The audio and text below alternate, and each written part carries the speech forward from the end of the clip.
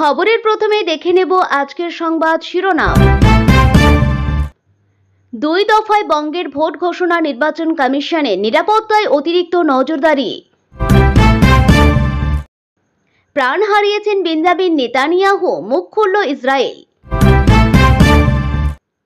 লক্ষ্মীর ভান্ডারে কি আর টাকা ঢুকবে না? এপ্রিল থেকে বড় বদল, নবান্নের কড়া নির্দেশে বিপাকে হাজার হাজার মহিলা। ভোটের নিঘণ্ট প্রকাশের 55 মিনিট আগে মহার্ঘ ভাতা ঘোষণা মমতার, জানুন কারা কারা পাবেন। হরমুজ প্রণালী খুলবে, যুদ্ধজাহাজ পাঠান, ইরানের বাধা সরাতে এবার অন্য দেশের সাহায্য চাইলেন ট্রাম্প। বাংলার 60 লক্ষ ভোটারের ভবিষ্যৎ কি? ভোট ঘোষণার সঙ্গে সুরাহার ইঙ্গিতও কি দিলেন জ্ঞানেশ কুমার? আসছি বিস্তারিত খবরে। ভোটের নিঘণ্ট প্রকাশের আগেই সুপ্রিম কোর্টের নির্দেশ মেনে দিয়ে দেওয়ার কথা ঘোষণা মমতা বন্দ্যোপাধ্যায়ের। জানিয়েছেন, সুপ্রিম কোর্টের নির্দেশ অনুযায়ী মার্চেই দেওয়া হবে বকেয়া 25% ডিএ। দিল্লিতে জাতীয় নির্বাচন কমিশন পশ্চিমবঙ্গ বিধানসভা ভোটের নিঘণ্ট প্রকাশের মাত্র ঘণ্টাখানেক আগেই মুখ্যমন্ত্রী মমতা বন্দ্যোপাধ্যায় রাজ্যের সরকারি কর্মীদের বকেয়া ডিএ বা মহার্ঘ ভাতা দেওয়ার কথা ঘোষণা করেছেন। মুখ্যমন্ত্রী মমতা বন্দ্যোপাধ্যায় জানিয়েছেন, মার্চ মাস থেকেই ডিএ দেওয়ার প্রক্রিয়া শুরু করবে রাজ্য সরকার। সোশ্যাল মিডিয়ায় বার্তা দিয়ে একথা জানিয়েছেন মুখ্যমন্ত্রী মমতা। জানিয়েছেন, আমি অত্যন্ত আনন্দের সাথে ঘোষণা করছি যে আমাদের মা মাটি মানুষ সরকার তার সকল কর্মচারী ও পেনশনভোগী আমাদের শিক্ষা প্রতিষ্ঠান সমূহের লক্ষ লক্ষ শিক্ষক ও অশিক্ষক কর্মী এবং পঞ্চায়েত, পৌরসভা ও অন্যান্য স্থানীয় সংস্থার মতো অনুদান প্রাপ্ত প্রতিষ্ঠান সমূহের কর্মচারী ও পেনশনভোগীদের প্রতি কৃত প্রতিশ্রুতি পূরণ করেছে। আমাদের অর্থ দপ্তর কর্তৃক জারিকৃত বিজ্ঞপ্তিতে বিস্তারিতভাবে বর্ণিত পদ্ধতি ও নির্দেশিকা অনুযায়ী তাঁরা 2026 সালের মার্চ মাস থেকে তাঁদের আরও পেয়ে 2009 বকেয়া মহার্ঘ ভাতা পেতে শুরু করবেন। ইসরায়েলের প্রধানমন্ত্রী বেঞ্জামিন নেতানিয়াহু কি মৃত? সোশ্যাল মিডিয়ায় এই জল্পনা তুঙ্গে উঠেছে। ইসরায়েলের প্রধানমন্ত্রীর দপ্তর এই খবর অস্বীকার করেছে। এ বিষয়ে যে জল্পনা চলছে তাকে ভুয়ো বলে দাবি করা হয়েছে। আরও দাবি করা হয়েছে নেতানিয়াহু ভালো আছেন। কিন্তু মার্কিন যুক্তরাষ্ট্রের জনপ্রিয় বিতর্কিত সংবাদ উপস্থাপক ক্যান্ডেন্স ওয়েন্স নেতানিয়াহুর বেঁচে থাকা নিয়ে সংশয় প্রকাশ করেছেন। তার মতে, কোনো খবরকে বিশ্বাস করা যায় না। ইরানের হামলায় ইসরায়েলের প্রধানমন্ত্রী প্রাণ হারিয়েছেন বলে গত কয়েকদিন ধরে জল্পনা চলছে। এবার বিশ্বজুড়ে এই জল্পনা জোরদার হয়েছে। তবে ইসরায়েল ও মার্কিন যুক্তরাষ্ট্র সরকারের পক্ষ থেকে এখনো এই খবরের সত্যতা স্বীকার করা হয়নি। গত মাসের শেষ দিকে মার্কিন যুক্তরাষ্ট্র ইসরায়েল একযোগে ইরানের উপর হামলা চালানো শুরু করে।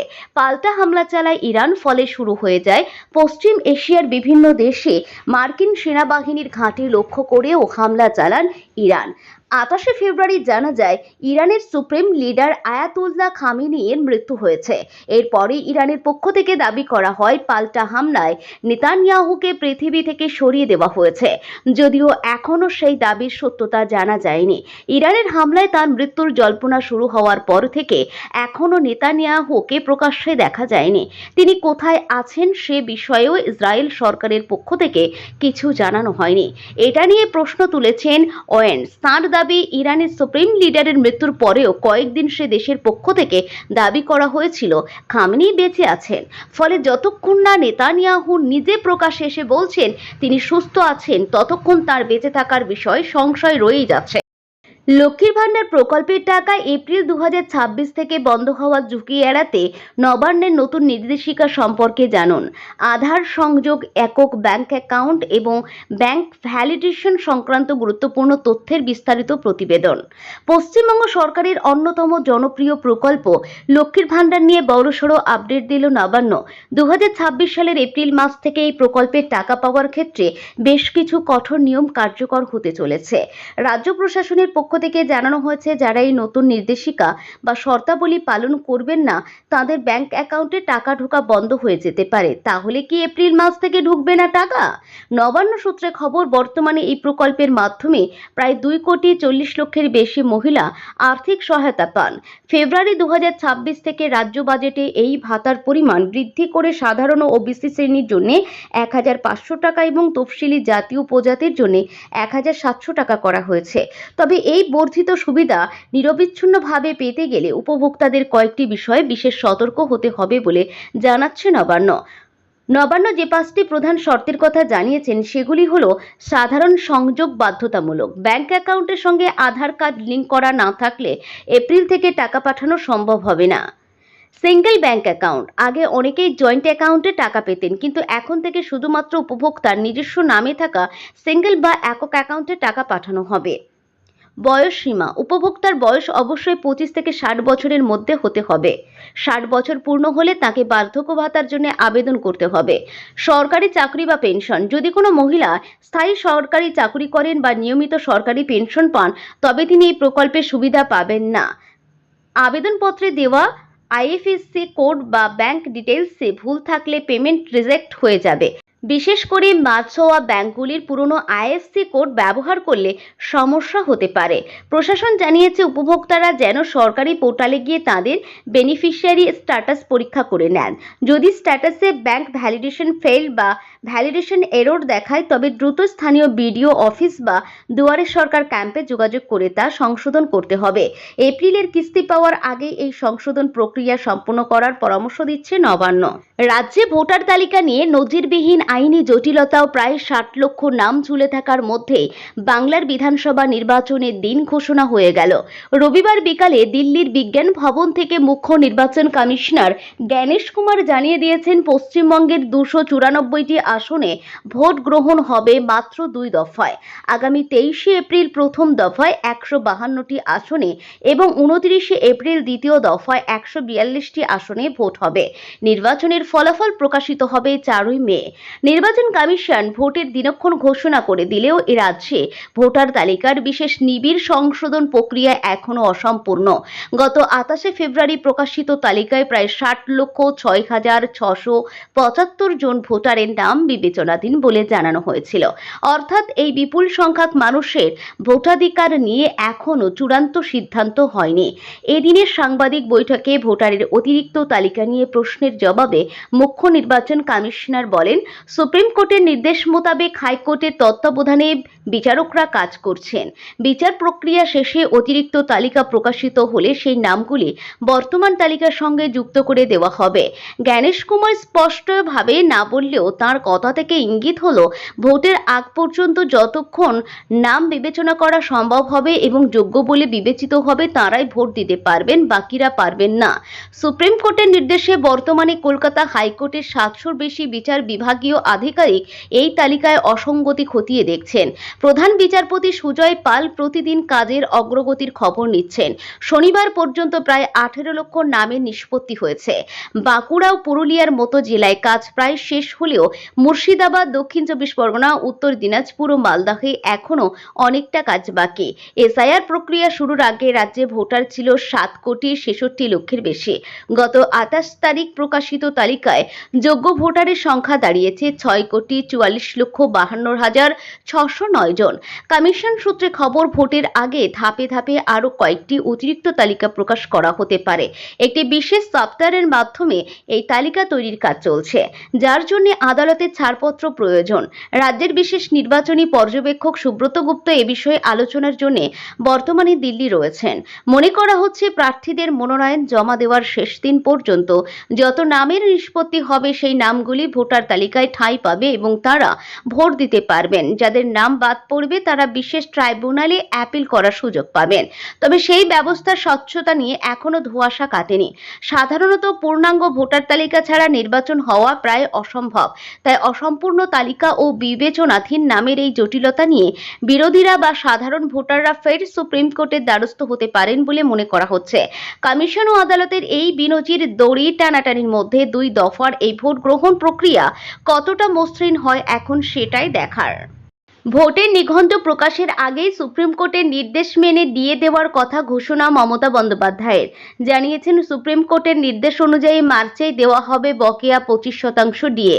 দিল্লিতে জাতীয় নির্বাচন কমিশন পশ্চিমবঙ্গ বিধানসভা ভোটের নিঘণ্ট প্রকাশের মাত্র ঘণ্টাখানেক আগেই মুখ্যমন্ত্রী মমতা বন্দ্যোপাধ্যায় রাজ্যের সরকারি কর্মীদের বকেয়া ডিএ বা মহার্ঘ ভাতা দেওয়ার কথা ঘোষণা করেছেন। মুখ্যমন্ত্রী মমতা বন্দ্যোপাধ্যায় জানিয়েছেন, মার্চ মাস থেকেই ডিএ দেওয়ার প্রক্রিয়া শুরু করবে রাজ্য সরকার। সোশ্যাল মিডিয়ায় বার্তা দিয়ে একথা জানিয়েছেন মুখ্যমন্ত্রী মমতা। জানিয়েছেন, আমি অত্যন্ত আনন্দের সাথে ঘোষণা করছি যে আমাদের মা মাটি মানুষ সরকার তার সকল কর্মচারী ও পেনশনভোগী আমাদের শিক্ষা প্রতিষ্ঠান সমূহের লক্ষ লক্ষ শিক্ষক ও অশিক্ষক কর্মী এবং পঞ্চায়েত, পৌরসভা ও অন্যান্য স্থানীয় সংস্থার মতো অনুদান প্রাপ্ত প্রতিষ্ঠান সমূহের কর্মচারী ও পেনশনভোগীদের প্রতি কৃত প্রতিশ্রুতি পূরণ করেছে। আমাদের অর্থ দপ্তর কর্তৃক জারিকৃত বিজ্ঞপ্তিতে বিস্তারিতভাবে বর্ণিত পদ্ধতি ও নির্দেশিকা অনুযায়ী তাঁরা 2026 সালের মার্চ মাস থেকে তাঁদের আরপিএ 2009 এর বকেয়া মহার্ঘ ভাতা পেতে শুরু করবেন। দিন কয়েক আগেই ট্রাম্প জানিয়েছিলেন, হরমুজ প্রণালীতে আটকে থাকা পণ্যবাহী জাহাজগুলিকে পাহারা দিয়ে সরিয়ে দেওয়া হবে। তার জন্য তিনি মার্কিন নৌবাহিনী পাঠাবেন। এবার সেই কাজে বিশ্বের অন্য দেশের কাছে আবেদন করলেন ট্রাম্প। হরমুজ প্রণালী উন্মুক্ত করতে হবে, তার জন্য এবার অন্য দেশের সাহায্য চাইলেন মার্কিন প্রেসিডেন্ট ডোনাল্ড ট্রাম্প। তাঁর আহ্বান, যুদ্ধজাহাজ পাঠান, হরমুজ প্রণালী নিরাপদ এবং মুক্ত করতে চীন, ব্রিটেন, ফ্রান্স, জাপান, দক্ষিণ কোরিয়ার মতো দেশগুলির সাহায্য চাইলেন মার্কিন প্রেসিডেন্ট। দিন কয়েক আগেই ট্রাম্প জানিয়েছিলেন, হরমুজ প্রণালীতে আটকে থাকা পণ্যবাহী জাহাজগুলিকে পাহারা দিয়ে সরিয়ে দেওয়া হবে। তার জন্য তিনি মার্কিন নৌবাহিনী পাঠাবেন। এবার সেই কাজে বিশ্বের অন্য দেশের কাছে আবেদন করলেন ট্রাম্প। সমাজ মাধ্যমে করা পোস্টে তিনি আশা প্রকাশ করেছেন যে সংকীর্ণ জলপথটি সুরক্ষিত করার জন্য আমেরিকার পাশাপাশি যেসব দেশ প্রভাবিত হয়েছে তারাও নৌবাহিনী পাঠাবে। ট্রাম্প লিখেছেন, অনেক দেশ, বিশেষ করে যারা হরমুজ প্রণালীতে ইরানের পদক্ষেপের জন্য ক্ষতিগ্রস্ত, তারা প্রণালীটি মুক্ত এবং নিরাপদ রাখার জন্য আমেরিকার সঙ্গে যৌথভাবে যুদ্ধজাহাজ পাঠাবে। মার্কিন প্রেসিডেন্টের লেখেন, আশা করি চীন, ফ্রান্স, জাপান, দক্ষিণ কোরিয়া, ব্রিটেন এবং অন্যান্যরা যাদের উপর এই কৃত্রিম বাধার প্রভাব পড়েছে তারা ওই অংশে যুদ্ধজাহাজ পাঠাবে। ট্রাম্প মনে করেন, এই পদক্ষেপের ফলে হরমুজ প্রণালীতে ইরানের হুমকি প্রতিহত করা সম্ভব হবে। হরমুজ প্রণালীর উত্তরে ইরান এবং দক্ষিণে ওমান ও সংযুক্ত আরব আমিরশাহী এই প্রণালী পারস্য উপসাগরকে ওমান উপসাগরের সঙ্গে যুক্ত করেছে। পারস্য উপসাগরের উপকূলে রয়েছে আরও কয়েকটি দেশ, সৌদি আরব, কাতার, বাহরাইন, কুয়েত, ইরাক। প্রতিটি দেশে অপরিশোধিত তেলের খনি। এই দেশগুলি থেকে বিশ্বের নানা প্রান্তে তেল এবং প্রাকৃতিক গ্যাস রপ্তানি করা হয়। রপ্তানির একমাত্র পথ হরমুজ। পশ্চিম এশিয়ার যুদ্ধ পরিস্থিতিতে হরমুজ যখন সংকটে, তার প্রত্যাশিতভাবেই প্রভাব পড়েছে অনেক দেশের উপর। গত 4 মার্চ ইরান হরমুজের উপর সম্পূর্ণ নিয়ন্ত্রণ ঘোষণা করে। হুঁশিয়ারি দিয়ে বলা হয়, কোনো জাহাজ ওই প্রণালী দিয়ে যাওয়ার চেষ্টা করলে তার উপর হামলা হবে। তেমন ঘটনা ঘটেছে। তার ফলে বলা চলে হরমুজ প্রণালী এক প্রকারে স্তব্ধ হয়ে রয়েছে।